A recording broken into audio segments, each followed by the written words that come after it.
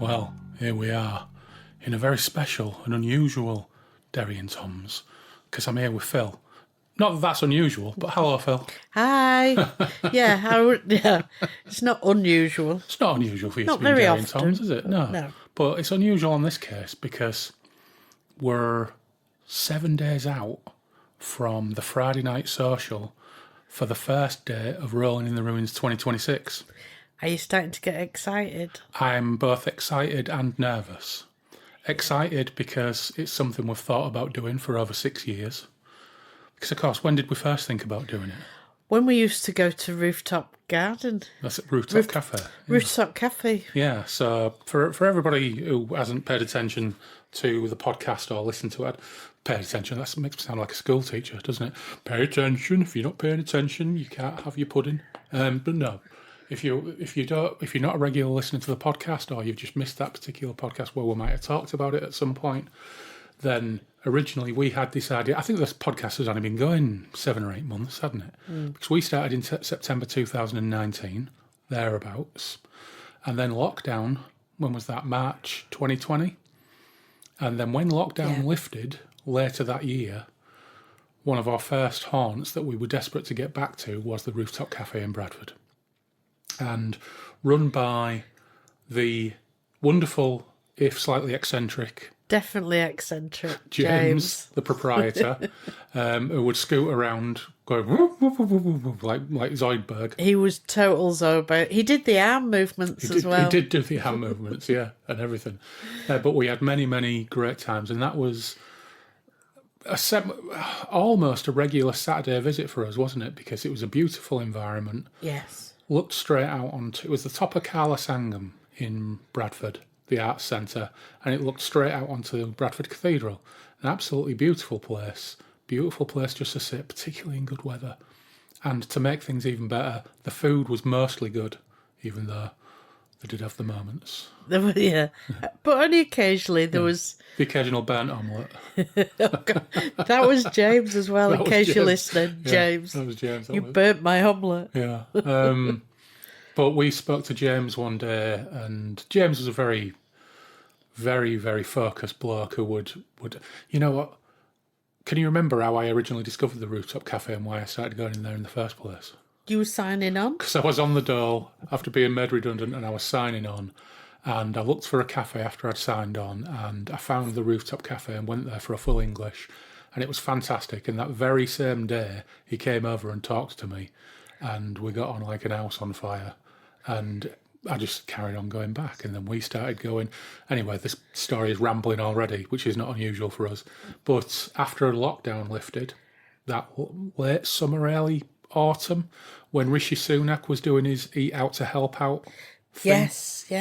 we would go to the rooftop on a Saturday morning, have breakfast or brunch, and then, by and large, have a breakfast beer, stroke breakfast fruit beer for you. Because 2020 was a strange year, wasn't it? We drank a lot of booze in 2020. Like a lot of people did. Yeah, during lockdown we would sit on to Ginnell at the back of the house on our deck chairs, and our neighbours would be 10, 15 feet away, and we would get absolutely trolleyed most evenings. Happy days. I don't think my liver could cope with it these days. But as a result, we got into the habit of going to the rooftop and having brunch and starting drinking, and often would go on elsewhere. But anyway, we're still rambling. So the idea was, when we spoke to James, the idea was that we could use that space to do Derry and Tom's Rooftop Con, which was our original plan.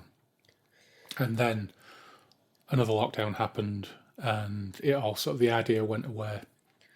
And we never thought about it again for years, did we? Well, and the other thing was, obviously, he had to give notice because once Bradford won the Bradford City of Culture for 2025. That's right. They were having a lot of work done because obviously Carla Sangam isn't there anymore. No. It's an art centre. Yeah, so the new arts centre got a grant to redevelop the building, and they couldn't commit to him for a long-term lease, so he ended up moving on. Yeah. And now he runs the functions and catering for two. He still runs his independent business catering events. he now runs the cafe, or one of his employees runs the cafe at Bradford Magistrates Court, which we've never decided to pop in, have we? But we should. Apparently he says he's there on a Friday. We should go. We really should. We should. We should just show up, just to say hello. And he runs the catering and functions for a Freemasons lodge in where is it? You want to say Baildon, don't Baildon. you? It is technically Baildon, isn't it? So anyway, Rooftop Cafe stopped being a cafe. The possibility to do Derry and Tom's Rooftop Con went away, and we didn't think about it again for years. And then finally, it came to me again that we should maybe give this a go. All it took was for me to be on ICU, post having a tumour taken out of my head, on lots of morphine, about 3 o'clock in the morning, bored shitless, with my phone in my hand. So that's what kicked this off. It doesn't take much, does it? Doesn't take much, does it? Just a nice combination of circumstances. Yeah. Well, I won't say nice. Well, to be fair. Yeah, okay. But, obviously it was grim, and it was boring, and ICU is an interesting place to be, but the morphine was good. So that's all right. I didn't get the morphine. I just sat in the outside corridors waiting to see where you was. I mean, fortunately for you, you were in bed at that point when I was aware. Yeah. I ended up in 2 post-recovery rooms, didn't I? And you went home just after midnight. And then they wheeled me off to ICU because they were worried about something. And then they booted me out at 10 o'clock next morning. Yep. With a bottle of morphine. Oh, lovely. Lovely days.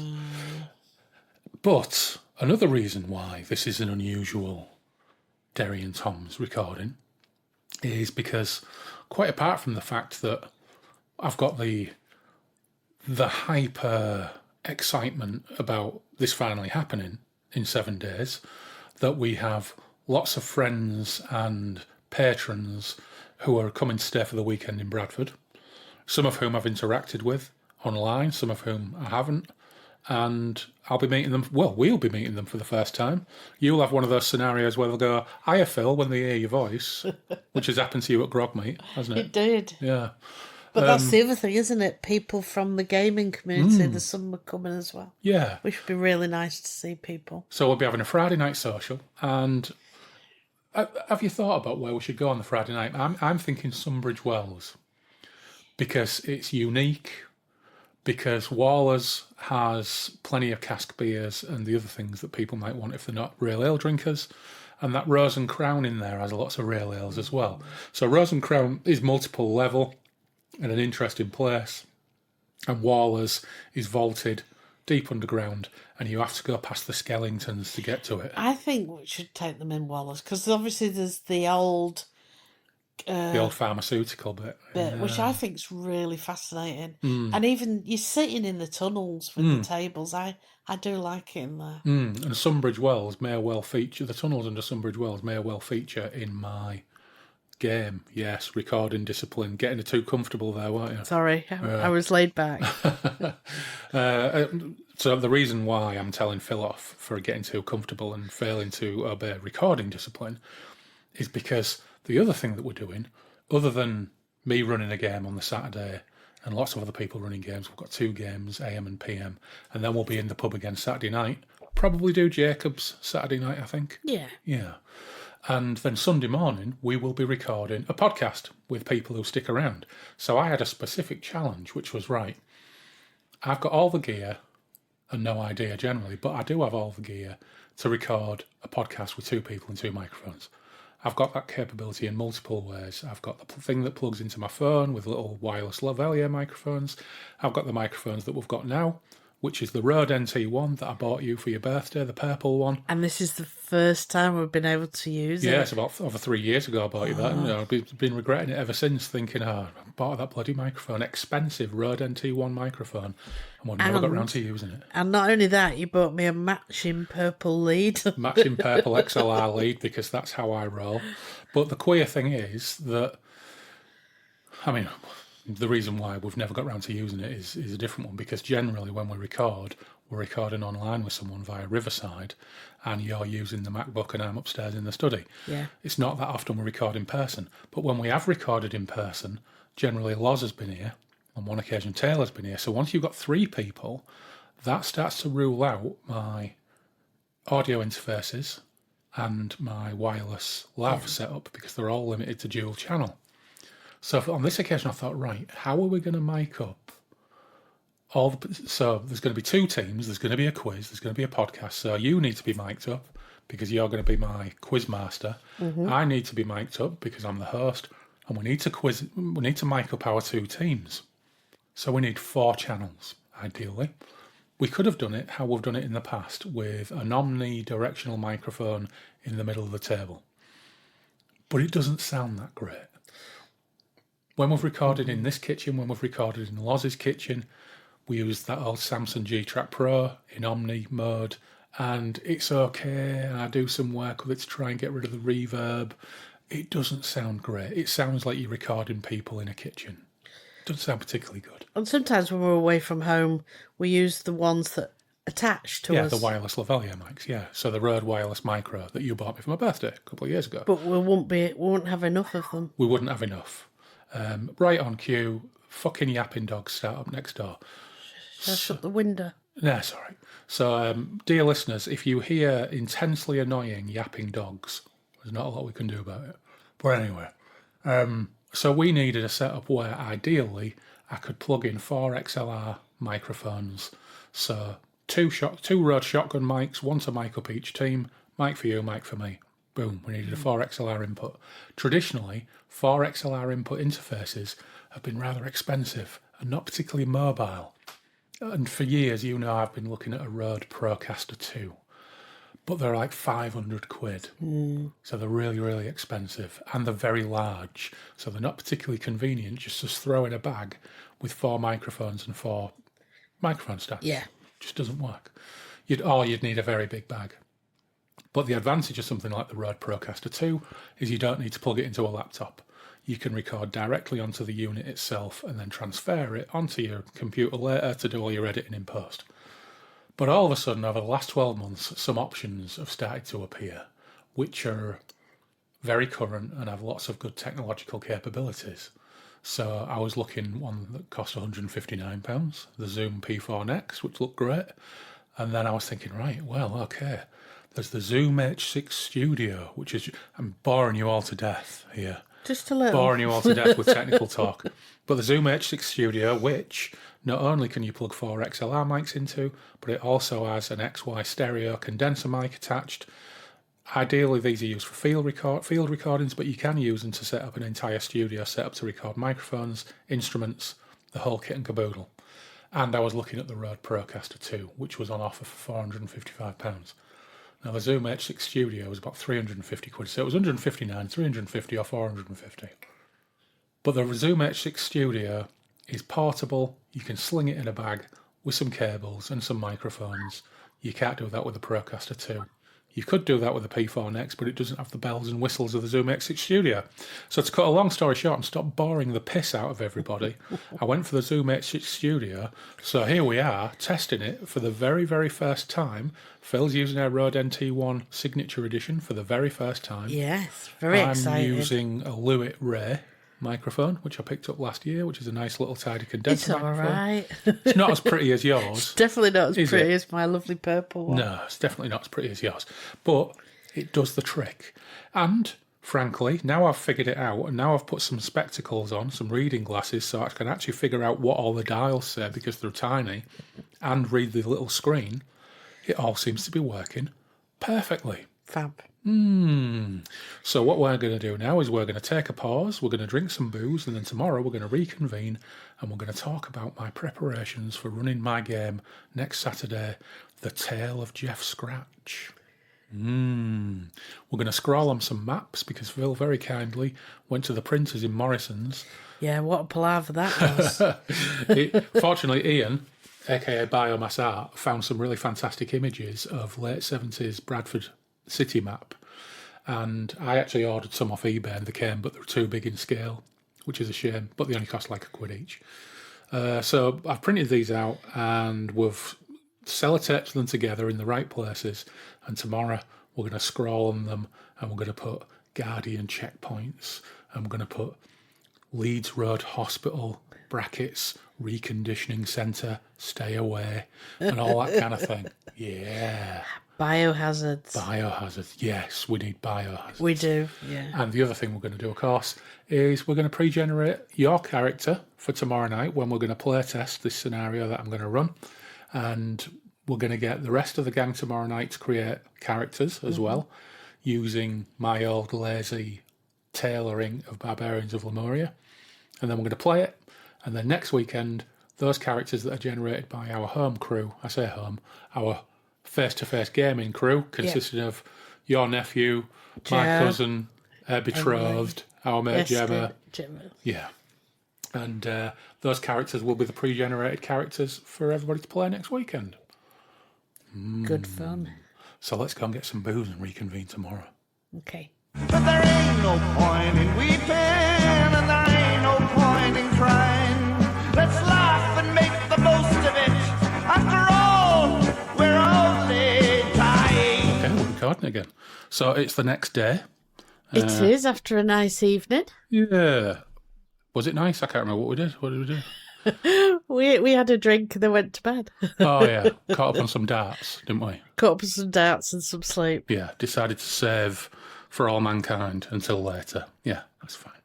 So, we've been thinking, well, I've been thinking about the game that we're going to play test later, which is, for Rolling in the Ruins, I've got 3 games on the go. One that I'm running on the 6th, another one that I'm running on the 20th, and then a third one that I'm running on the afternoon of the 20th, which I think I might have bitten off more than I can chew, but we'll see. Maybe I'll nudge Clarky and say, Clarky, do you fancy running a game on the afternoon of the 20th and let myself off the hook? But we'll wait and see.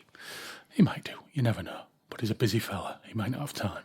Anyway, so I've been thinking long and hard about my game for the 6th, and we've got our maps now, and we're going to play test it tonight with our crew, and we're going to create characters, and they'll be the characters that get played as pre-gens next week. But I thought I'd just talk you through the setting, and then if you've got any questions you want to ask me about it, well, it's all content, innit? Content. So, my game idea, it's called The Tale of Jeff Scratch, right? Which may sound familiar, because that's what I called the last game that I ran, which was otters in the North Sea on Doggerland. But because I'm lazy and I'd already thought of The Tale of Jeff Scratch, I thought I would just repurpose that and have it set in Bradford in 1980. But it's a different Bradford. Oh, yeah, it's a different Bradford. So this is based in some ways on that TV show we watched a while ago called The Guardians, which I think was made in the late 70s. Oh, gosh, yeah. And it was like fascist Britain with old men in drawing rooms sitting in armchairs talking about being fascists and controlling Britain and ruling out any radicalism and anything else. And it was a really interesting series, which we really should rewatch at some point, because I don't think we ever got to the end of it. We didn't finish it, no. No. So I'm combining that a little bit with some of the more Moorcockian elements of things like his Jerry Cornelius novels, where Britain is in a strange state, where there are like weird bush wars all over the place and limited nuclear exchanges in the world, and the world is kind of going to shit. And also a little bit of a story he wrote called The War Amongst the Angels, where you had London being run by corrupt tram companies. Anyway, so my idea for this version of Bradford is that it's 1980, and Bradford seems, on the surface of it, kind of like Bradford would be in 1980. The trains mostly run, thanks to British Rail. The lights are on. Shops open and close, roughly on schedule. The streets are fairly clean in the morning, even after something happened the night before that nobody quite agrees on. And there is a level of stability, and the stability is called by the Guardians harmony. So harmony rules, in inverted commas, over Bradford. But in this world, a brief nuclear exchange in Europe resulted in Hull, Fastlane, the nuclear base in Scotland, and Birmingham all getting nuked before the exchange stopped. And because it's like in some ways it's like a 1984 kind of setting as well. You can't really believe the news and what anybody tells you as to why the war stopped or what's going on in Europe now. But it's not really on TV anymore because the state media, the BBC, is well controlled by the Guardians under the Prime Ministership of Miss Margaret Brunner. And the Home Secretary and Secretary of the Interior is Major Nye. And the fat, corrupt, obscene Bishop Beasley is the Archbishop of Canterbury. They're all Moorcockian characters, by the way, from the Jerry Cornelius books. So this changed Britain a lot. So we've got contamination zones, displaced populations, collapses in trust, because, of course, in Britain we all think everything's hunky-dory, and then all of a sudden 2 cities and a portion of Scotland are destroyed and the surrounding areas are radiated. Leeds was declared unsafe due to fallout and environmental instability, and large parts of the city are now inside the Leeds exclusion zone. And as a result of all this, Bradford, as a result of geography and luck, became the administrative centre of West Yorkshire. In your face, Leeds. That'd be a first. Yeah, that'll learn them, won't it? That'll learn them good. So at first it was temporary, but it's never been temporary since. It's essentially permanent. In other scenarios, Bradford stopped accepting refugees directly in 75 because of overcrowding. Instead, national bodies, the Special Health Authority, which was that subdivision of the NHS, which in the real world ran places like Broadmoor and Rampton, well, that's actually now the Security and Harmony Authority. So it was renamed and rebadged. And they run vast accommodation camps and re-education centres, one of which is the Leeds Road Hospital. It's not a refugee camp, but it is a re-education centre for undesirables, just outside, just off down Leeds Road, past Bradford Interchange.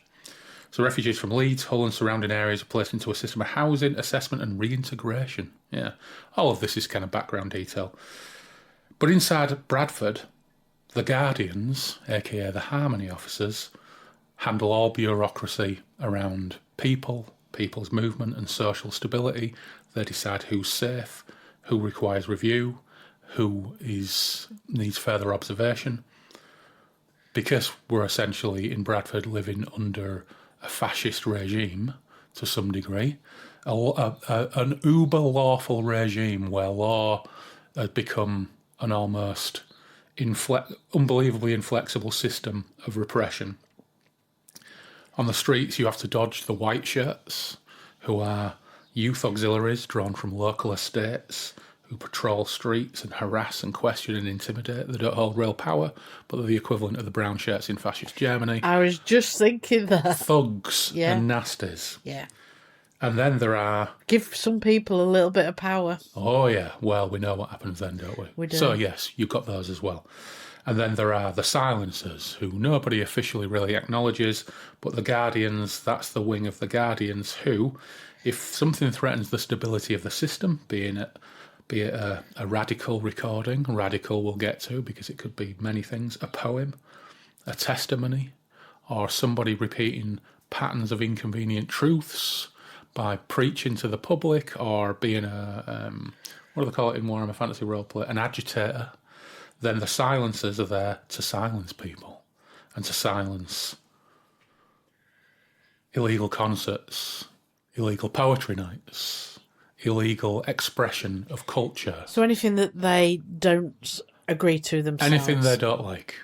Or haven't set up themselves by the sounds of it. So we will never use work in this game, but anything, you know what it's like these days where, if you've got a face of colour where they don't want it, it's work. If you've got a woman where they don't want it, it's work.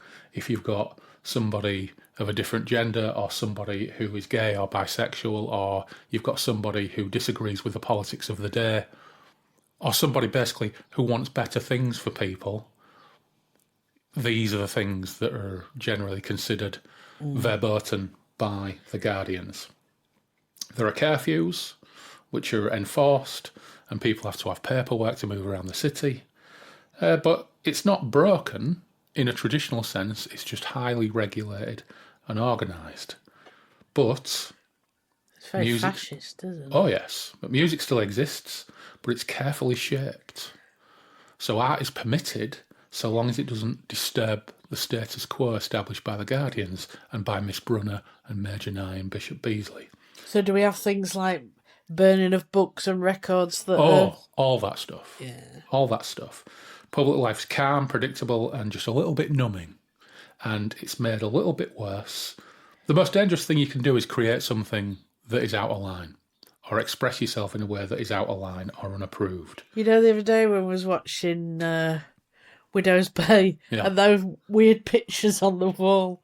Yeah. And it said, I've got rid of all the worst ones. And it's like, yeah, that awful picture of kids drowning. Yeah, it's like, yeah, that would be burnt, wouldn't it? I don't know. Perhaps in this society, a huge painting of children drowning would be permitted because it would be a warning to people that refugees are dangerous or that crossing bodies of water that you're not permitted to are dangerous. That sounds more like it. Yeah. Don't go anywhere we don't tell you you can go. Yeah, so you might have an army checkpoint somewhere near Goole that has a huge mural on the wall, which is children drowning in the Humber, because that's a warning. So, that kind of stuff, it all depends on the context. I brought it up now. Yeah, all depends on the context. So the players are part of this underground. Musicians, poets, misfits, political dropouts, bikers, metalheads, punks, loosely connected to the 1 in 12 club, as it was, which of course is a real Bradford anarchist club. But the 1 in 12 club was shut down in 1978, 2 years previously, after the authorities and the Guardians declared it to be a hotbed of dissonance, cultural dissonance. So now the 1 in 12 club, or the people that identify with it, exist in the gaps between the systems, and after curfew, away from official attention, sometimes beneath official attention, in half-legal venues and forgotten buildings, they get together and they celebrate creativity and they plan and they do all the things. There's plenty of those in Bradford. Yeah. Old forgotten buildings. Oh, there is. There's plenty. And, places like abandoned mills, abandoned churches. Oh, yeah, all that good stuff. And tonight, one of your own, Jeff Scratch, a local poet, has vanished. This will sound familiar to you as well, Phil, because I'm recycling the German poets game set in 1795 in the town of Brunner, because I'm a lazy GM, so I'm recycling old ideas. But that's the most Moorcockian thing of all. And now he's missing, and in Bradford, things that vanish are rarely simply lost. They're processed or removed or rewritten. So it's a scenario where the city will not react to you particularly like an enemy, but it will react like a system trying to decide what you are and how to deal with you. And the ramifications of that might be very, very terrible. Looking forward to later. Yeah, so that's my game idea, The Tale of Jeff Scratch, for tonight. That's really good. I mean, I've never asked you before, and I know sometimes when we game here, you talk through ideas that you have, but as a general question for people who've played, and obviously I've played all the one-offs at Grogmeat and Alba and Wizard Staff, how do you decide what type of game you will run?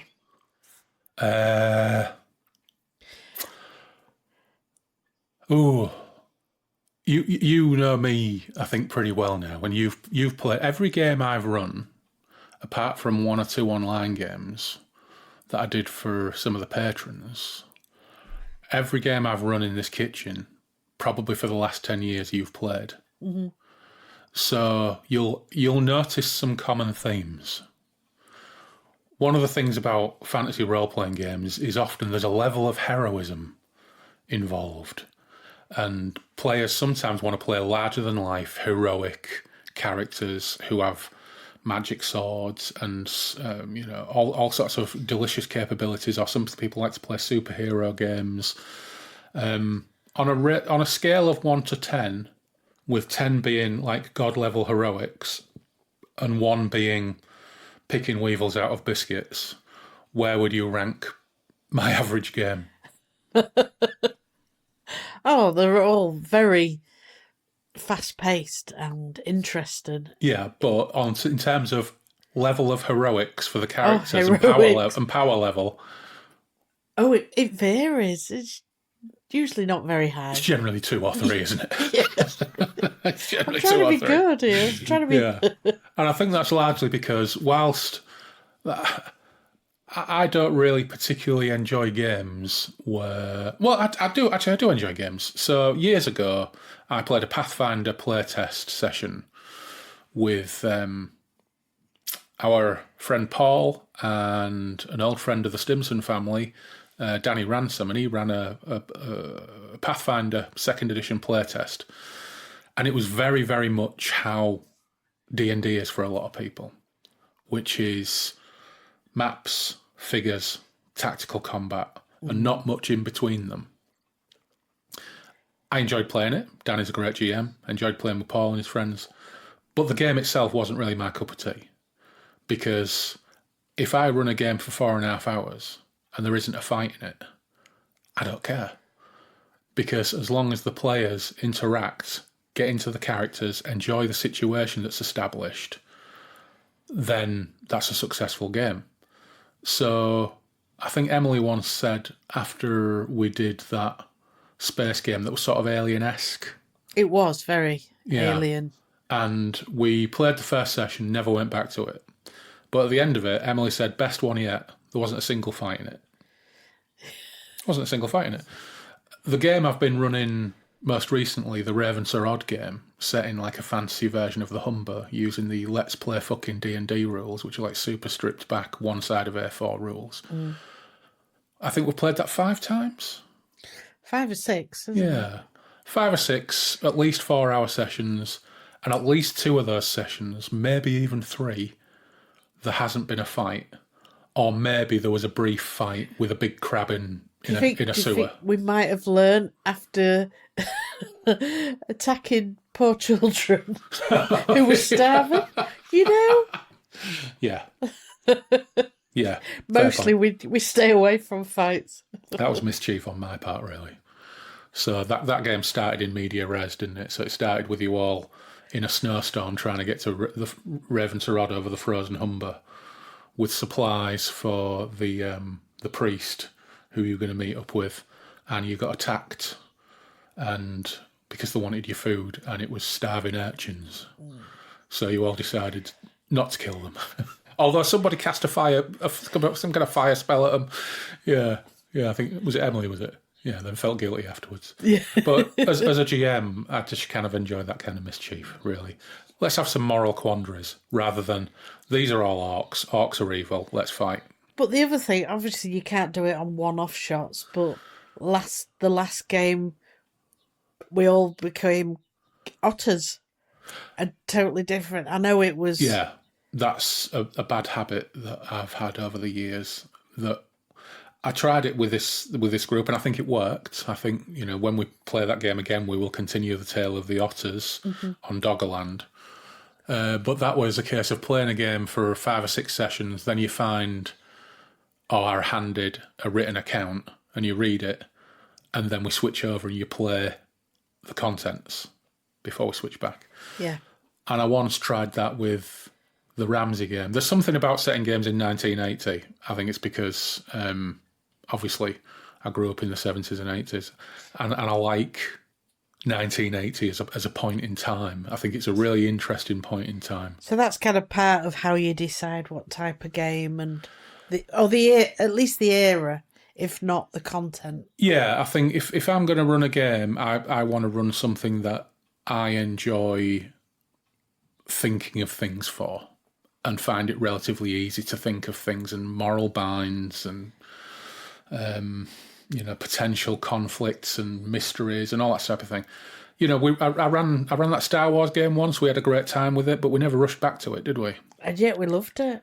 It was a great game, and we really enjoyed it. But if I was to think, right, I need to write a fresh scenario for a Star Wars game, I wouldn't get nearly as much personal pleasure out of it as I would writing something about, I don't know, the Ramsey game was 1980, set on a council estate in a fictional town in northwest England, with undertones of weirdness using the Unknown Armies system. and the characters, one of them was a window cleaner, one of them was a barman, one of them was just a dolly. And we still had I think we played it about 5 times. We had a great time with it. And as a shared experience, we created the town of Ramsey. Sarah created a town map.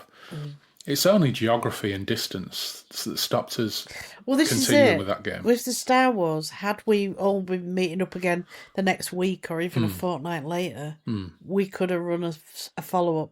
This is the problem we have for face-to-face gaming, isn't it? One of our players, Gemma, lives in Bradford. Great. But she also has a very busy social calendar. So actually pinning her down to a weekly or even bi-weekly game would be nigh on impossible unless we played on a weeknight or something like that. And seeing as she's a dolly now, that might be easier. No offence, Gemma, but you are. However, our other players come from Hull. Or back in the day when we were playing with Loz comes from Manchester. Or when Taylor comes over, Taylor's coming from North Lincolnshire. So it just means that we only really get to play once every 3 months. And as a GM creating a campaign, in inverted commas, it's generally been the case that whenever we've got back together, everybody's largely forgotten what happened last time. And I think I took some lessons from that for this Raven to Rod game, because we've played it, I think, 5 or 6 times in a row. And people might forget individual details, but everybody remembers the overall mystery. And everybody remembers the tone and flavour. Yes. So I just came to the conclusion, lean heavily into tone and flavour, don't worry so much about intricate plots. And just make sure there's some fun characters and some fun, vivid scenes and flavour. So you've got your story, you know what you're going to run. How do you then choose your system?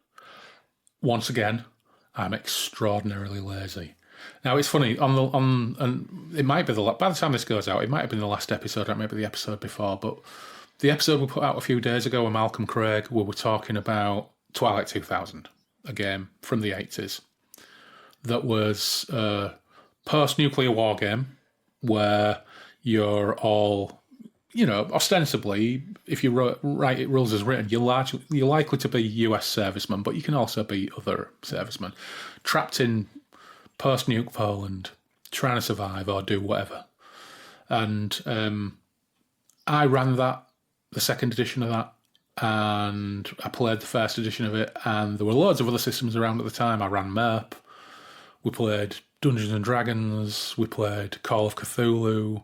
We were playing all sorts of games in the 80s and through into the early 90s, but I drifted away from things like Twilight 2000 because the systems were ridiculously complicated and you had to do loads of number crunching. And if you as the GM can handle all that, that's great. But if your players continually say, what do I roll? Then that becomes really tiresome, right? And what you want is your players to invest in a system and understand it. So in a specific circumstance, what's absolutely brilliant in a specific circumstance is if somebody says, I want to do X, and I as the GM say, oh, right, I just have to think about how that works, and they know the rules and tell me, magic. I had that when I ran Black Sword Hack online for some of the patrons. And Dave Dempster, our friend in Switzerland, wanted to do something. I said, I'll just look that up. And he just explained it to me. I said, well, that's fucking great. Then you can do it, and this is how it works. Brilliant. Let's go. Which is all right if you're playing a game that already has a system, but when you're creating your own... Yeah, well, I've never created a system from scratch. Well, unless you include the ones that I did like in 1983 or something like that. I don't mean like the system, but the actual game, like the Electric State, is a specific system with a specific game. Yeah, so Free League, who did the Electric State, have their own house system. So each version of each one of their games, they tailor their house system to the setting. So funnily enough, the 4th edition of Twilight 2000 uses that system. All right. Not the 80s horrifically complicated maths-driven one. Tales from the Loop uses that system. Yeah. There are a few others. And I find that system quite easy to follow because I do struggle with the dice side. Yeah. Just because they're all slightly different, and I've played D&D and I've been like, what are people doing there? Which is, and I don't want to be put off. Yeah, to be fair, you played AD&D, didn't you? And going into AD&D, when you don't have any background with D&D, at all, because you didn't. Because even though you've played my games and some of Loz's games for the last 10 years, maybe even more, it's never really been D&D, apart from that one time I ran 5th edition for a few sessions. And when I ran D&D 5th edition, I wasn't a stickler for the rules because I can't be asked to learn them. Right? But a lot of people started on D&D in the late 70s or the 80s, so it's kind of in there. Yes. You know, it's kind of in their head That how was D&D obvious works. for the others around the table. And I think I mastered it really well. Well, to be fair, Mitch and Jim said you did really well. So there you go. You may have felt sort of slightly anxious about the whole thing, but they all thought you did great. But going back to your question, so I used to run those complex systems. Then in the 90s, well, in the 80s as well, Call of Cthulhu becomes a thing that we play, and you've got a list of skills, and each one's rated between 0 and 100. And to accomplish that skill, you roll under it on a D100. Well, that's just super easy to deal with, isn't it? It's a super easy system to use, and even if you get into some of the more complicated stuff, it's still a basically logical and easy system to use. So if you gave me an hour, I could knock up a Call of Cthulhu game, well, maybe more than an hour to knock up the scenario, but I could knock up everything we needed to play that game. I wouldn't even have to refer to the rule book. I'd just need some character sheets. Yeah. You know, because, again, it's simple, it's intuitive, it's all in there. There are super complicated iterations of that game, like, you know, various versions of RuneQuest with various combat options and and hit locations and all that, but there's loads of stuff like that which really complicate things. But basic Call of Cthulhu, no problem. Where I've got to now that I'm a lot older than I was, and if I pick up a role-playing game book and I start reading the rules and it's a system that's unfamiliar, if I get through one page and something doesn't make sense to me, because I have to read something on another page to make that page make sense, it puts me right off, and I can't be asked to continue. But there's a system that was developed by a guy called Simon Washburn probably 15 years ago, maybe even more now. I was looking at one of my legendary edition of Barbarians of Lemuria by Simon Washburn, and he signed it to me, and it's 2010, so it's been around minimum of 16 years, and that was the legendary edition, so the original edition goes back even further. But that takes a few leaves out of the book of, again, one of the earliest role-playing games, Traveller, which when D&D was around and when Call of Cthulhu was around, I can't remember the exact timeline as when they came out. Funnily enough, the company that produced Twilight 2000 came up with Traveller, a hard science fiction game. And even though there were complicated things in their games, like rating skills over 10 as A, B, C, D, and E for fucking weird reasons, and hexadecimal stuff, which to hard sci-fi fans and nerds makes perfect sense, but to a casual gamer, you just look at it and go, what does this mean? So I've got agility 6 and strength C. What the fuck does this mean? Yeah. And that's the thing. I think the more complicated, the more chances of taking it out. Because I like to get into the fantasy and the role playing of the game, but as soon as you start saying stuff around the dice and the system, and it takes you out a little bit. Yeah, well, one of the reasons I love Barbarians of Lemuria so much, the first is it takes the central dice mechanic from Traveller, which is you roll 2 normal 6-sided dice and you try and beat a target number, right? In Traveller, there are all sorts of complications around that. There are huge skill lists. You might add, if you've got 3 in rifle or whatever, you roll 2d6 and add your 3 on. And there are various target numbers can change and go up and down depending on the difficulty of something. So there are still super complications around how that system might work in practice. And when you look at some of the later Traveller rule books, my God, Traveller 5th edition is like impenetrable. Really? Baffling and impenetrable. To someone who's played Traveller for the last 30 years, it probably works for them. Doesn't work for me. Barbarians of Lemuria takes that core dice mechanic and says, right, in order to succeed at anything, I'm just trying to remember, in order to succeed at anything, you've got to beat 9 with 2d6. But you can add certain things from your character sheet in terms of attributes, right? There's a few things where you can do that, isn't there? Yeah, and I really like that. Everybody knows how that works. If you beat 9, you succeed, right? Simple. But where it adds a few wrinkles and that makes it more interesting is it gets rid of all skill lists. So there are no lists of 40 different types of skills. Instead, what you get is in Barbarians of Lemuria, you got 4 key attributes. And it's like melee combat, missile combat, something else and something else. So when I did the German Poets game, probably 10 years ago now, thinking about it realistically, it was quite a long time ago now, I changed it so that, because in Barbarians of Lemuria, you have those 4 stats and you've got 4 points to add to them.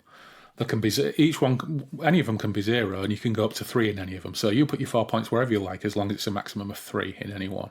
Yeah. And then you have a list of 4 careers.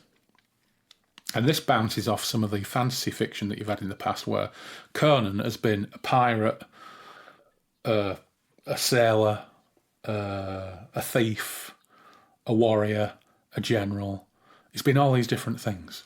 So in that game, you would choose 4 careers, and you might put pirate, you might put thief, you might put whatever.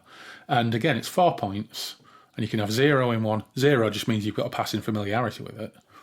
And it will enable you to make rolls against tasks that might, what's the right word? That might evoke that as a potential way to assist you in making that roll.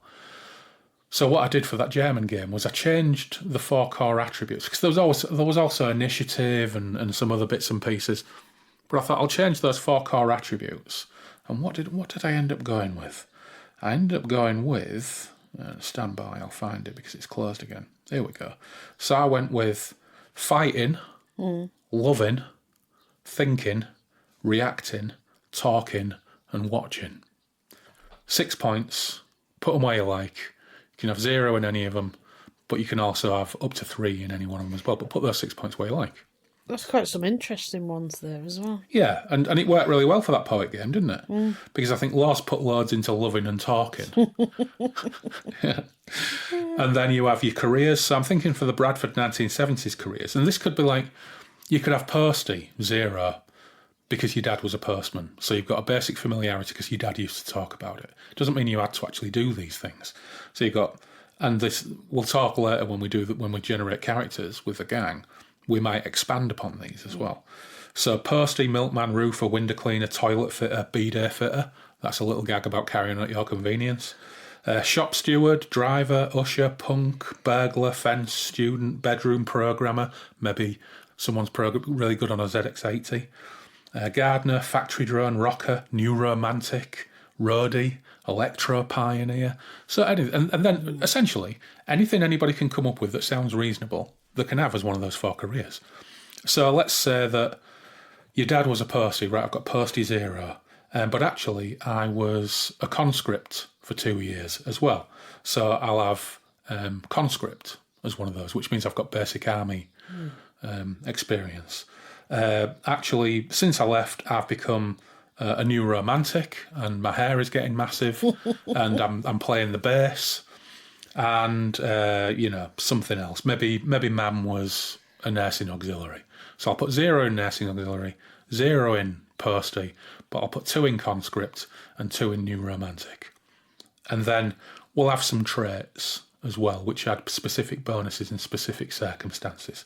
Things like street brawler, punch bag. So street brawler means that if you're in a dirty fight, you can get an advantage if you can think of a way of exploiting that. Punch bag means that if you get in a fight, you're used to getting beaten shitless and still being standing, which works, I think, for this kind of game because, you're a poet that used to get regularly beat up by the fascists at school, But it means that you're extraordinarily tough and you can take a beating. Mule, I forgot what that was. Savant, green-fingered, blue-fingered, which means you're great with electricals. Water baby, you're great with swimming and stuff like that. You're well connected, you're streetwise, so any of those kind of things. And again, we'll see what everybody around the table thinks about what they want as their trait. So it gets to a point where you think, right, if we've got a conflict, and it could be a physical conflict or a social conflict or a conflict in trying to talk your way out of being pulled over by a Guardian patrol just before curfew, then this is where these dice rolls come in. And I think what I'm probably going to adopt is 7, 8 or 9 means success but with some kind of consequence. 10 plus means out and out success. So you roll your 2d6. In this scenario, your character has got, let's say it's an army patrol who pull you over, who are looking for deserters or some people who broke through a checkpoint, and they're giving you the eye and they pull you over. So you've got talking. So that's the attribute you'd use to try and talk your way out of it, or talk your way through it. But also, you've got 2 in conscript. So you know how the army operate, you know how the army talk, you can relate to them to some degree. So you can use that as well. So you roll your 2d6, you might add 1 for your talking or 0 for whatever you've got, and you might add 2 for your conscript score, and then you see what you get, right? What it might mean is, so you roll a 7, which means success, which means they'll let you go, but they confiscate something of yours and say, we can't let you leave with this. And, we understand that, you're an ex-squaddy, but we'll do you a favour, we'll let you go, but we can't let you go with that. Yeah. That kind of thing. 10, on the other hand, shake hands, let you go. Off you go. As you go, bud. Off you go. So that's basically how the system works. And then instead of having hit points, you just have a stress tracker. Physical stress tracker means what it means. Mental stress tracker means, can you cope with what's going on, and are you still compass mentis enough to continue? Social tracker means you're so humiliated by your failed poem that you don't want to show your face in public if you get to 0. So that's it. That's the system. It's easy. We don't need a rule book. We just need some dice, some index cards to write these things down. That's my ideal system. Fab.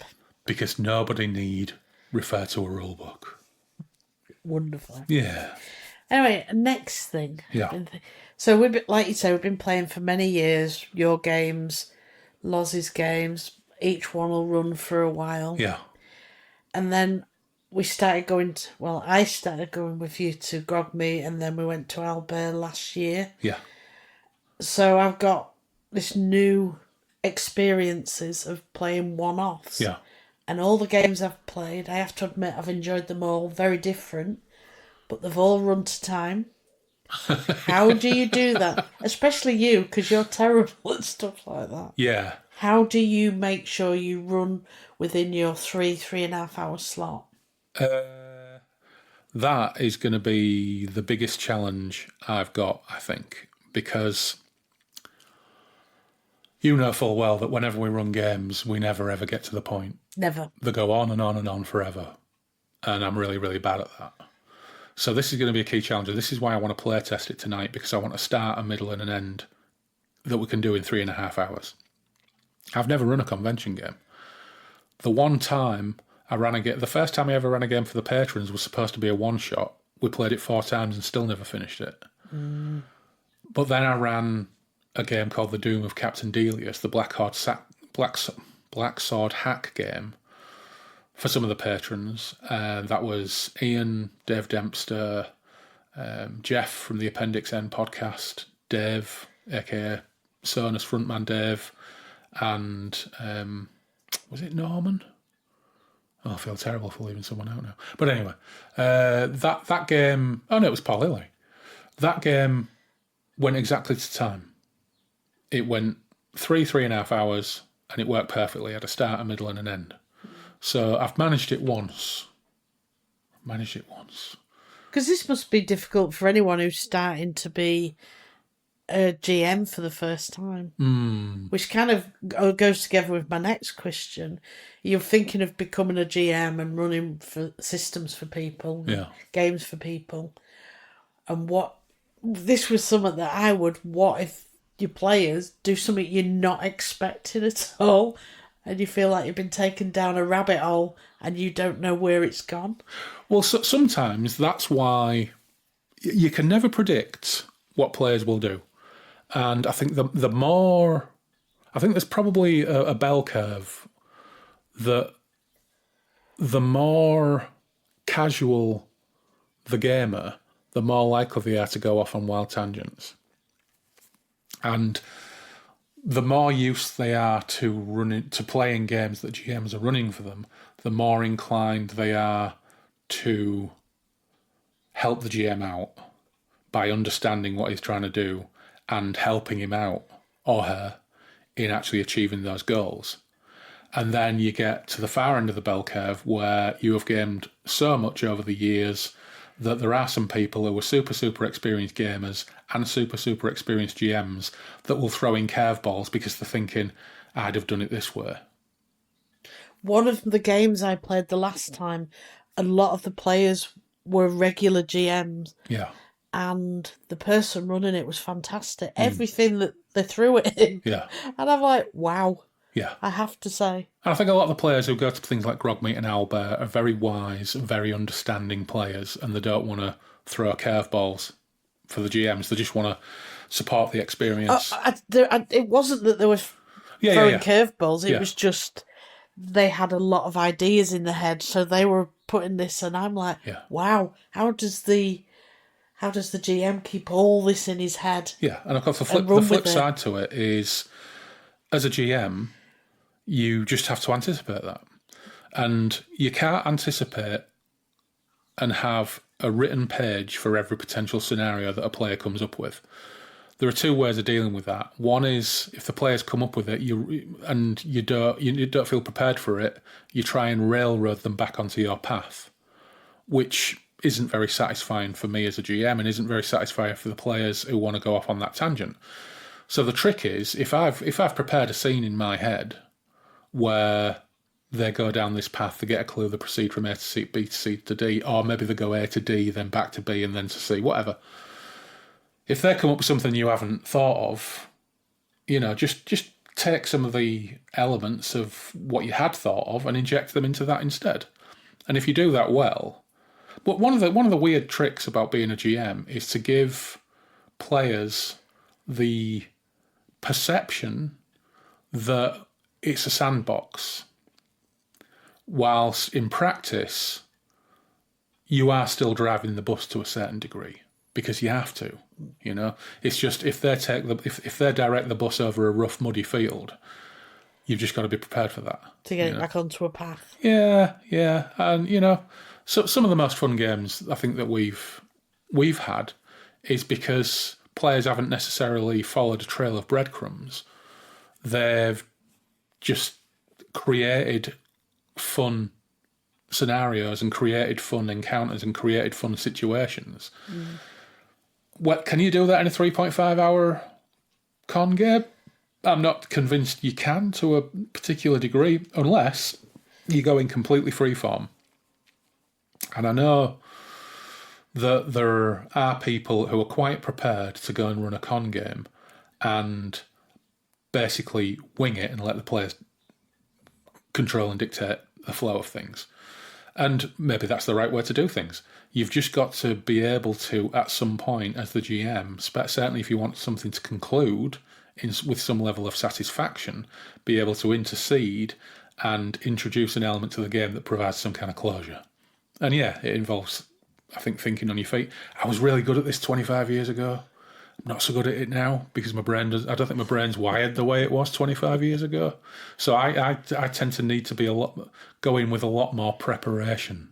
The flip side to that, the downside to that, is that I'm running a 3.5 hour con game called The Tale of Jess Scratch, and I've been working on this Bradford background and setting, and I'm up to 65 pages of setting information, 90% of which won't be used. Too much. But I can't help myself because once I start thinking of something and I start weebling down the little nooks and crannies and thinking, the whole idea about Hull, Fastlane and Birmingham being nuclear wastelands only occurred to me this morning. And I'd already had 60 odd pages by then. But I thought, I was thinking of how can we make sure that Leeds is out of the picture? And because I wanted to just get a map of Leeds and Bradford and just put massive red lines across Leeds and say Fallout Zone, something like that. And rather than Leeds being nuked, I just thought, Leeds is a Fallout Zone, and we in Bradford were protected to some degree by geography, So Hull got nuked, and I'm going to use this for the game I run on the 20th, the Time of the Cod Lords. Yeah. Because I'd originally said for that game that Hull was nuked. So for that game, I might even have it set in the same world. But of course, It's people.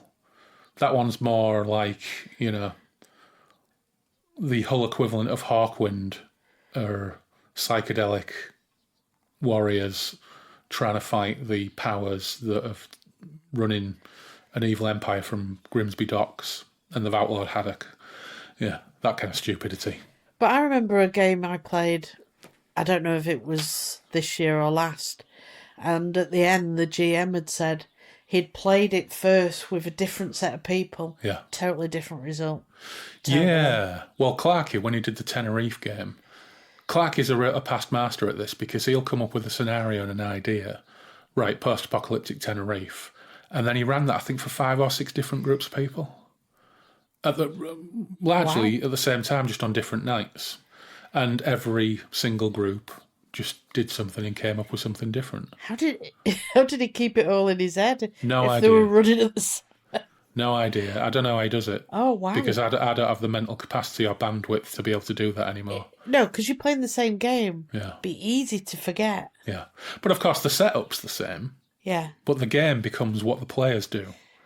So each game is different. It's just the setting's the same. Yeah. You know? So that's what I'd love to be able to get to a point where I could do it. But again, I don't really have the bandwidth in my head to be able to juggle that much stuff. So, you know, some GMs will take a scenario that's been written for them and they will run it rules as read, which is great if that works for them. When I read a scenario that's published rules as written, I barely ever run it because it just never works for me, because my brain's wired in a way that I can only get excited about shit that I think of for whatever reason. Fair enough. Yeah. So there we are.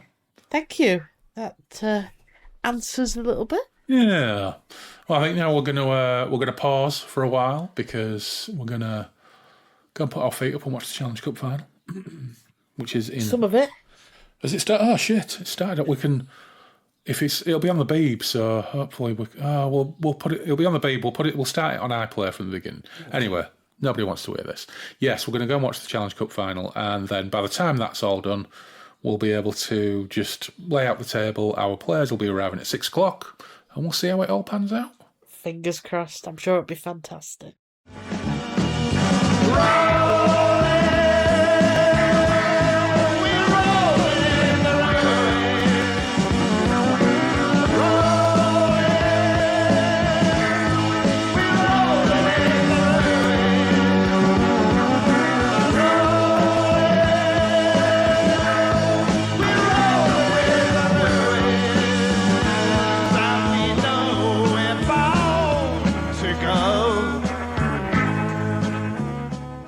Back in our hotel. It's Saturday night. Hello.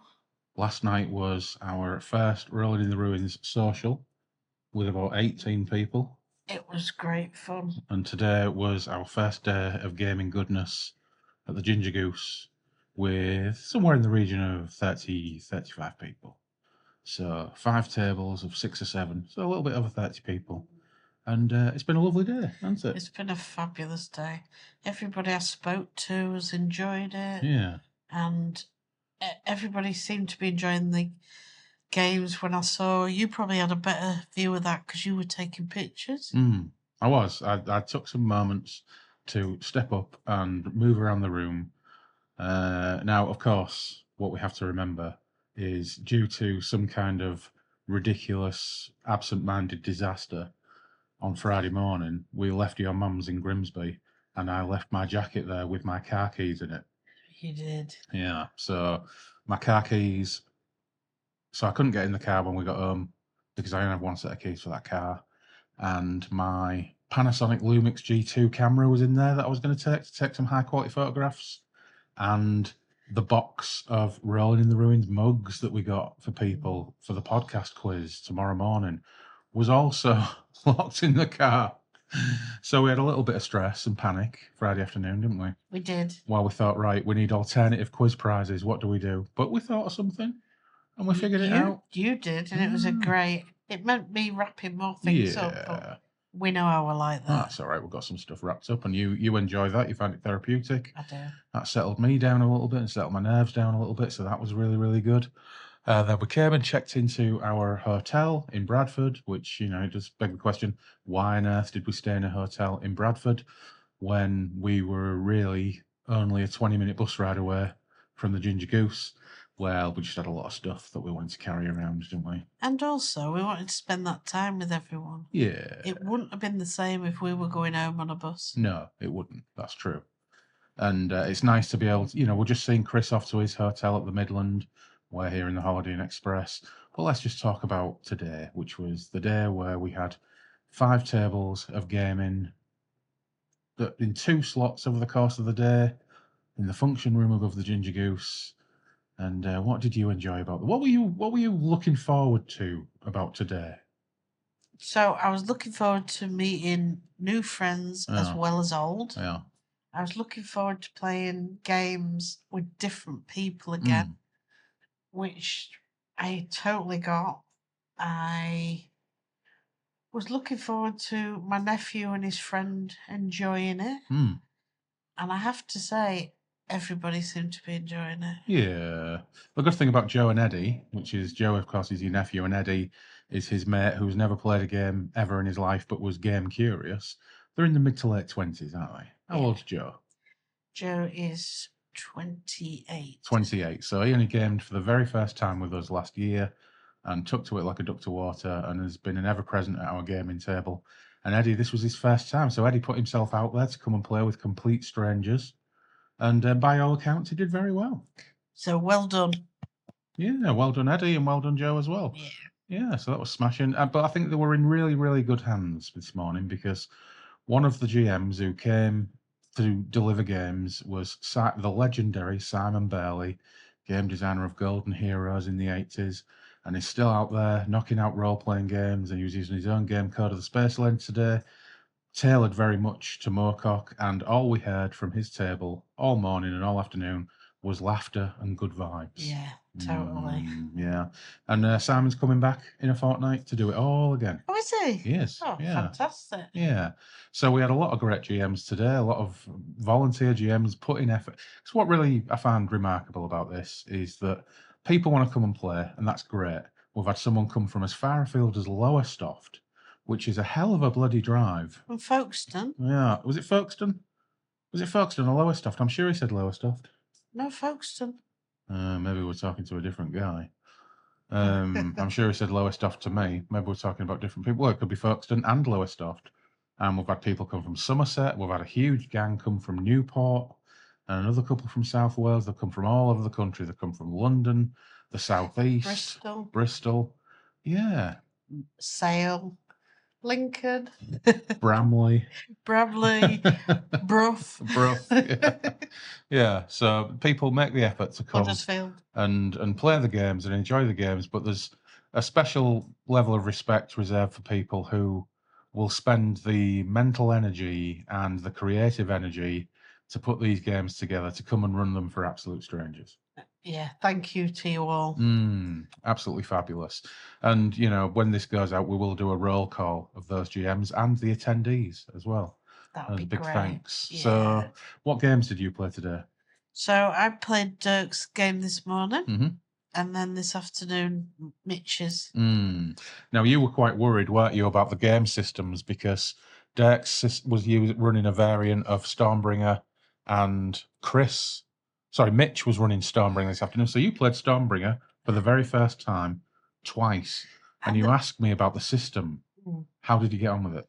So it was obviously more than what you'd said, but they both played it differently. Yeah. Which was good.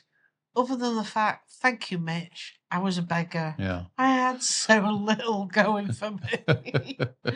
But I survived somehow. Yeah. But yeah, great fun. That's one of the big fun things about the original Stormbringer game that we have talked about on the podcast before.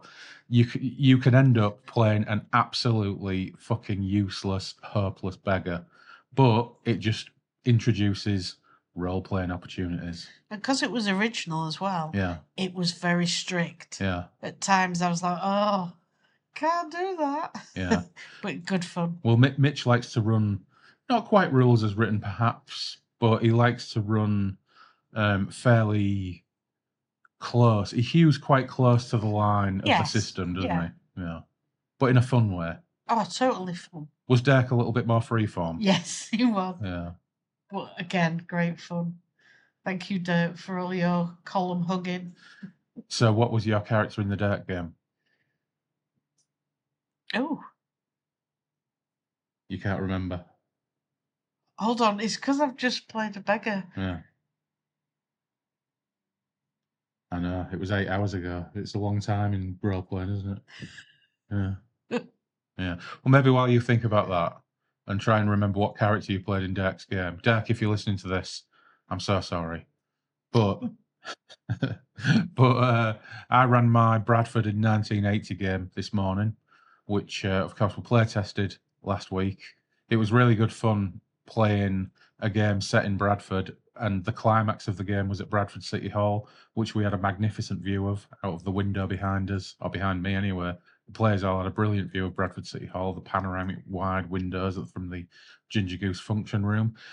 And they for perhaps temporarily, introduced a little bit of chaos, love, and uncertainty, and artistic flair and creativity to the terribly oppressed, lawful Bradford of 1980 in my world. Have you remembered? Of course I remembered. Ah, so. I just didn't want to interrupt you. Yeah. So I played a law explorer. Oh. So unlike a lot of the others at the table who like to stay in their castles, Yeah. I like to explore the worlds and planes. Ah, so were you a Vadag? You're looking at me confused, Yeah. like what the hell I'm talking about. No, yeah. Yeah, maybe you were, maybe you were. It doesn't matter, does it? It doesn't matter. But if all the others were like interstaying in their castles, they were probably Vadag, I'm suggesting. So maybe Dirk was running a system, a scenario where everybody was Vadag. So one of the things about the Corin world is the Vadag kind of degenerated because they didn't want to go out anymore.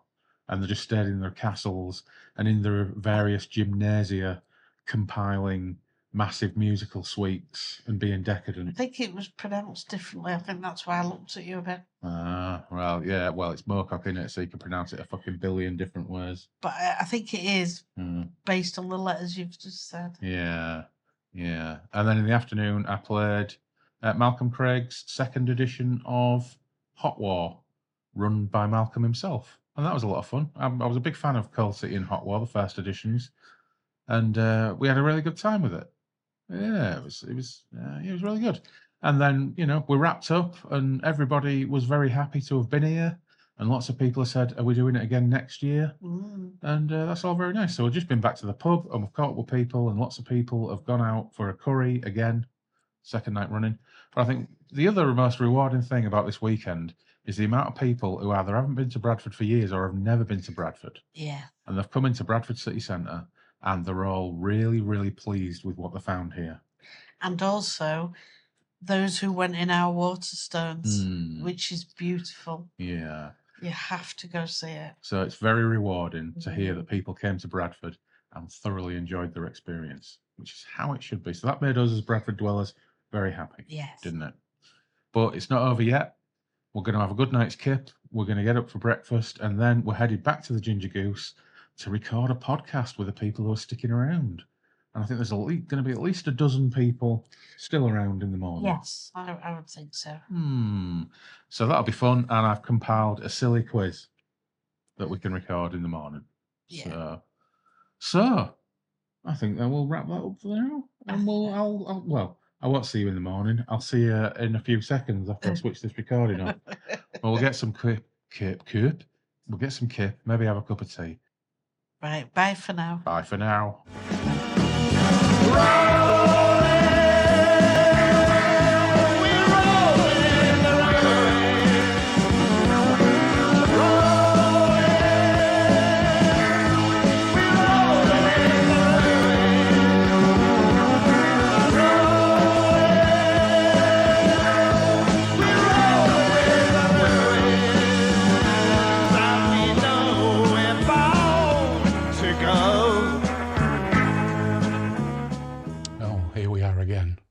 This is our Rolling in the Ruins wash-up, babe. Wash up? Wash-up. I'm going to wash up the dirty, not the dirty dishes, because I don't think we've got any dirty dishes, have we? Oh, absolutely not. No, I think everything went down swimmingly. I have to say, having been present to both of them, and they were very different people, different numbers, that they both went really, really well. Everybody seemed to have a fantastic time, which is what it was all about. I'll have to have a look at me attendees spreadsheet later on, or the registrant spreadsheet later on. But I think we had, once you discount the people who couldn't attend for one reason or another, I think we had, over 2 days, unique people, because some people, of course, attended both. I think we had somewhere in the region of 43 or 44 people, which is fab. That was really good. And some of our local businesses did pretty well. yeah. Top marks to the Ginger Goose. I know a couple of people said in their feedback it was too hot, but if anybody's listening, when we do it again in 2027, if you're in there and you feel too hot, feel free to ask Leroy or the other lad, was it Ryan? Ryan. Yeah, or Ryan or Lee to put the aircon on. Don't rely on us to do it. The first day, I asked Ryan to put it on. Yeah. And then at our table, people sat in coats. It got that cold. That was the thing in the afternoon. The aircon went on, and I was having to put my jacket back on in the afternoon, or my shirt back on in the afternoon, because the aircon was pretty efficient. It was like all or nothing. So I asked him to turn it off. I hadn't realised how hot people were on the second game. Otherwise, I'd have asked again, because I wasn't hot. Well, I was over in the corner where Glenn was, and then I ran my game in the corner where Glenn ran in the morning. Yeah. And I think the afternoon games were in the window. So maybe it's a little bit hotter when you're in the window. I don't know. Anyway, we're not here to talk about air conditioning. No. But yes, they came straight up. He came straight up the first day and turned it off. Turned it on, sorry. Yeah. So the Ginger Goose were fantastic. Yes, they were. Originally, we'd looked at the Great Victoria, and although it was a lovely room, the view out of the window was a taxi rank outside the station. Whereas what did we have a view of? City Hall. Bradford City Hall. A grand, marvellous view of the beautiful building that is Bradford City Hall. Now, we ran 2 podcasts in the morning as well, on the Sunday mornings. I must say, a valuable learning lesson for me as to how to go about recording a group of people in a large room that isn't necessarily best suited to that kind of thing, because I think people will recognise that the sound quality on those recordings is pretty awful for one reason or another. But nevertheless, it was a lot of fun having a breakfast out, recording with those people. But what were your main takeaways from it? So, as I've taken away from going to Grogmeet and Albert, different GMs running different games. I didn't have the same GM twice over the 2 Saturdays. Yeah. Really enjoyed it. I enjoyed seeing a different mix of people. Obviously, out from our gaming group, your cousin and my nephew came on different days. Yeah. Nephew brought Eddie, who has never gamed before, which was fantastic. Looking at them both interacting with the different GMs and groups of games. I enjoyed seeing, I was very proud of you and then Loz running games. And I know you were both anxious leading up to it. Yeah, I really was. But you both did really well. Yeah. And hopefully you'll both do it again. Oh, I'm sure we will. Next year. Yeah. There was a lot of good feedback on all the games. It was really nice. Really nice to see. Yeah, it's a fantastic thing, isn't it? Because our gaming group, because we haven't gamed with Loz for quite a few years now, our gaming group is me as the GM and our core group of players.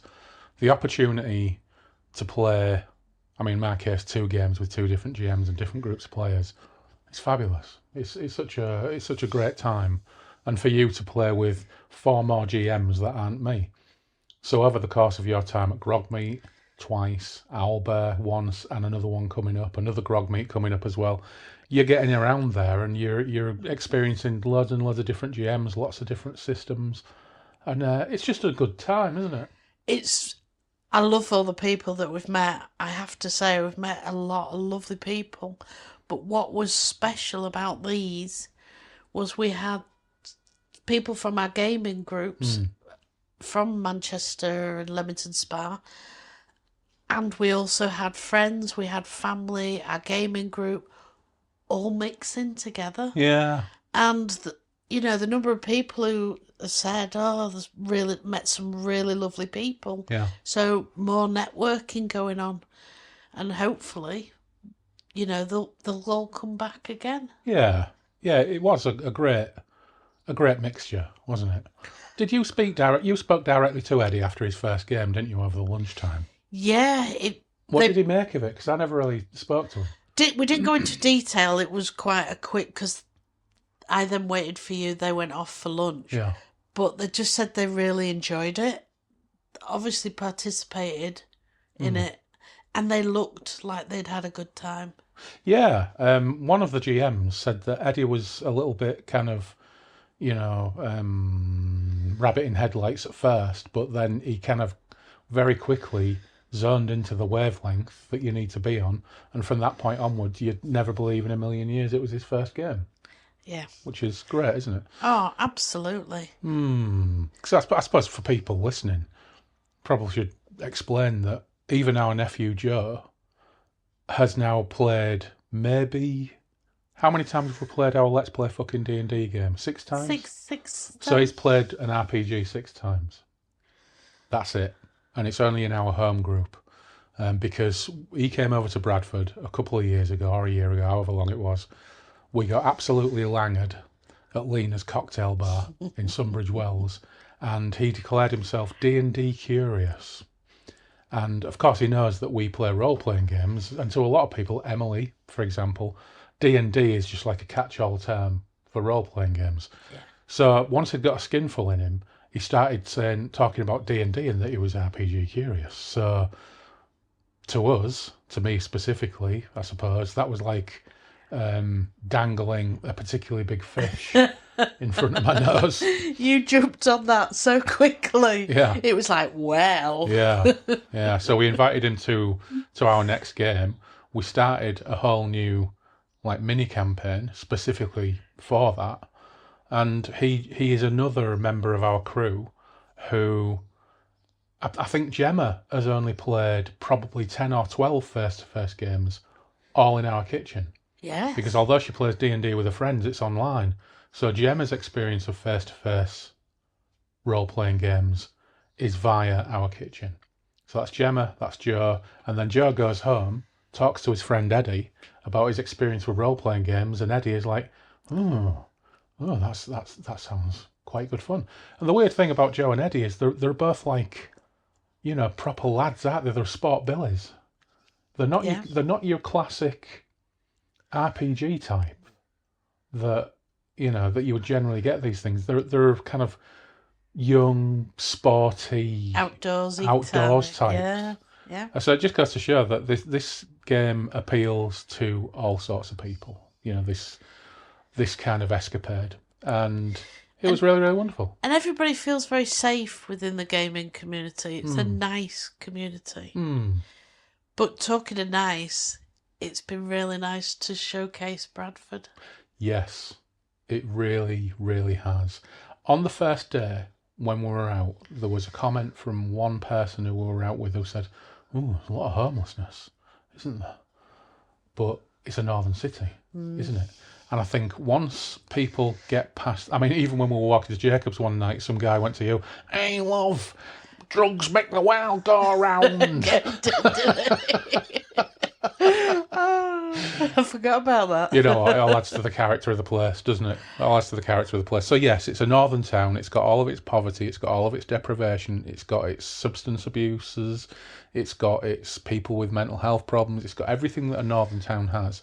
But what it's also got is a fantastic vibe, a real warmth, and my word, the improvements that the council have made to the Bradford city centre in the last couple of years because of City of Culture. I love transformative, isn't it? It's beautiful. I love it. And I know a lot of people on different groups in Bradford who've been here all their lives are a lot more negative and see different. But you see what you see. People we are always like- negative about the yeah, hometowns, aren't they? Yeah. I think at one point, I can't remember exactly what she said, but in the pub on the Friday or the Saturday night, Emily was talking about Hull, and she referred to it as a spiritual dead end. Did you? Yeah. I missed that. And so I had to jump in. So, no offence. I said, I am offended. But this is the thing about the town you grow up in. You often don't have the highest opinion of. Or it's a form of self-deprecation, isn't it, running down your hometown or your home city. But we love Bradford. We do indeed. And we want to show it off. And all these people came to Bradford. Some had not been to Bradford since they were teenagers. A couple went to university here. Yeah. But most people had never set foot in Bradford. And they all went away with a pretty positive opinion of it. The sad bit was Sunbridge Wells. That was a It shame. looks like it's just shut. Yeah, Sunbridge Wells looks to be dying on its arse. Yeah. Which is a real shame. That is because I was telling somebody about the pub we used to go into where we'd have a beautiful bottle of wine and a charcuterie board. Yeah. And then they moved to Knaresborough, was it? They did, yeah. That was a lovely... It was fantastic. They just didn't get the footfall, did they? No. So, And then we've been in a few times and had a nice... And obviously we've been to Lena's Cocktail Bar. And yeah. every time we've been in recent months, it's shut. Yeah. Yeah. It is a shame. But we got to go in Jacobs. We got to go in Exchange. Many quality pies were eaten. They were. Yeah. Yeah, and some people went off for curries and enjoyed themselves, with a couple of exceptions who had rubbish curries. It's you roll the dice, don't you? They just rolled a critical fail with their choice of restaurant on that particular evening. And, that's what you get. So, yeah. But it's also nice, the number of people who want to come back and do it again. Well, of course, we suggested to both Sunday morning crowds, and I think we may have mentioned it on the wrap-up on the Saturday, on the first date, that were people interested in doing it again, and I think the resounding answer was yes. People want to do it again. I know Steve and the Newport Massive, they all want to come back, which is fantastic. Fabulous. Yeah. I didn't get to talk as much to them because they were meeting so many new people that first day. I was in a different corner and they were over the other side, but I got to spend a bit of time with Rod because we were on the same games and talked to a couple of the others, but hopefully next year. Yeah. So we'll definitely be doing it again next year, and we've even set a date, haven't we? We have Saturday the 26th of June. So June 26th, 2027 will be, technically be Rolling in the Ruins 3, won't it? Because we've just done 1 and 2 in the space of 2 weeks. Do we class it as 3 or do we class it as 2 the second year? Oh, I don't know. I don't know. Maybe we'll just avoid having a hashtag number after it altogether. We'll just call it Rolling in the Ruins 2027.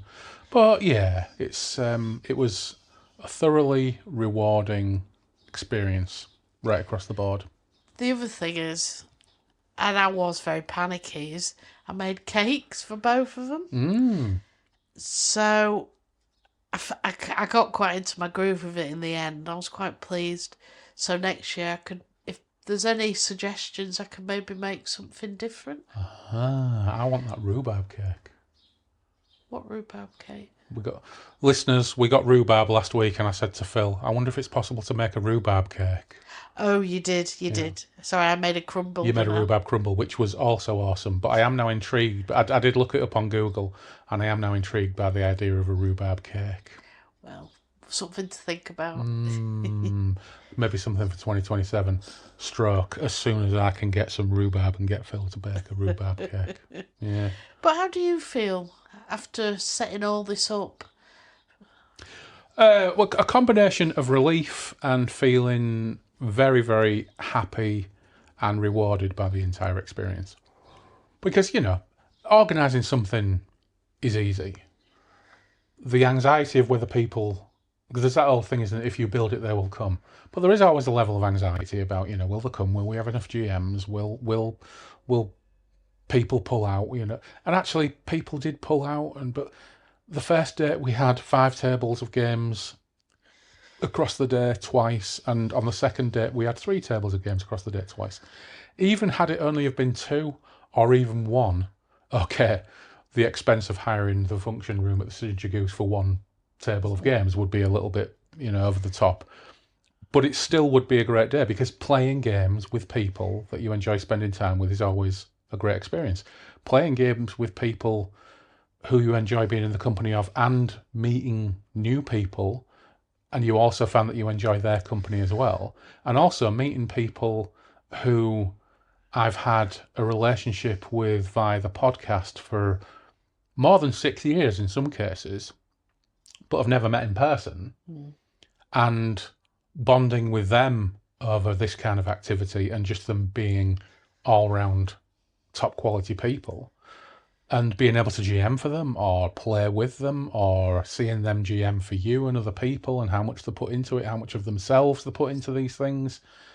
It's if you think about playing a game with some people as the experience in microcosm, this kind of blows it wide open, and I can understand why people like Dirk did this and continue to do this and enjoy doing it and love doing it, because it creates a community. I think a shout out to Dirk, because he gave you some help setting it up. He did. And he also told you to expect some dropout. So I think that made it easier for you, knowing definitely. that it would happen. Definitely. So, Dirk made himself quite available to me so I could pick his brains about Warhorn, because Warhorn is not the most intuitive platform. He hopped online with me on Zoom one night, and we had a good chat about it and how to go about certain things. So Dirk was a huge support. Yeah, I'm really, really grateful for Dirk. Grateful for Dirk. Well, yes, I am grateful for Dirk existing, but I'm grateful to Dirk, aka Chris, for actually, putting in the time to give me some tips. And if he comes and GMs next year, we have to get him to have the game next to the pillar again, because he used it so much in our game. It was used fantastic. It as a prop. Yes. Yeah. It was fantastic. Yeah. So I think, in summary, for me, just a really great all-round experience. Same here. Yeah, and we are at heart kind of although we live in Bradford and we don't get out and we don't go boozing that much with other people, we save it for specific occasions. We are social animals, aren't we? Yes. And having that kind of ability to socialise with people and get some games in and eat quality pies. And by the way, your cakes not only went down well, but Norman had 2 pieces of the carrot cake on the 20th in the morning and went back for another piece in the afternoon. It was gone and he was gutted. in his words, your carrot cake is to die for. Yeah. Well, I've just made another for your dad. Yeah, my dad loves your carrot cake as well, and he didn't normally like carrot cake. Yeah.